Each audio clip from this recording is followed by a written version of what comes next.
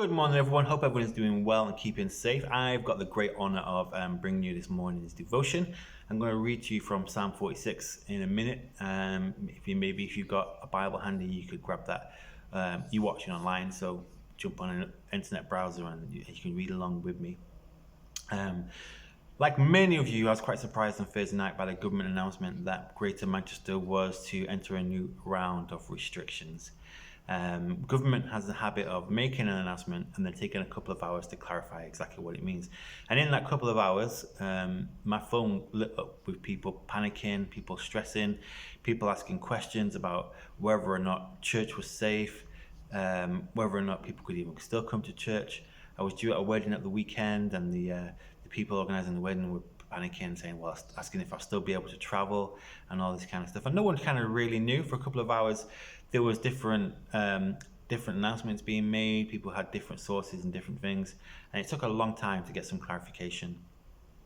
And in that moment, I could sense and I could feel people's stress levels rising and their anxiety levels rising. And for many people, that's like their experience of lockdown. Everyone is on high stress, high alert, high anxiety for understandable reasons. But I really want to kind of speak into that today. So let's read from Psalm 46. God is our refuge and strength, an ever-present help in trouble. Therefore we will not fear. Though the earth give way and the mountains fall into the heart of the sea, though its waters roar and foam, and the mountains quake with their surging. There is a river whose streams make glad the city of God, the holy place where the Most High dwells. God is within her, and she will not fall. God will help her at break of day. Nations are in uproar, kingdoms fall.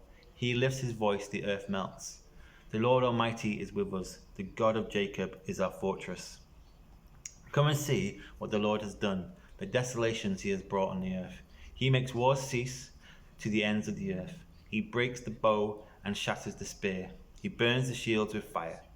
He says, be still and know that I am God. I will be exalted among the nations. I will be exalted in the earth. The Lord Almighty is with us. The God of Jacob is our fortress. Now, this psalm, and in fact the Bible in general, never ever promises an easy ride for Christians. It never promises that we'll be safe from sickness or ill health or redundancies or anything like that. The Bible never promises that we won't go through trouble. In fact, this psalm says that God is an ever-present help in times of our trouble. The implication is we're going to have troubles, and this season that we're in is full of troubles for a lot of people.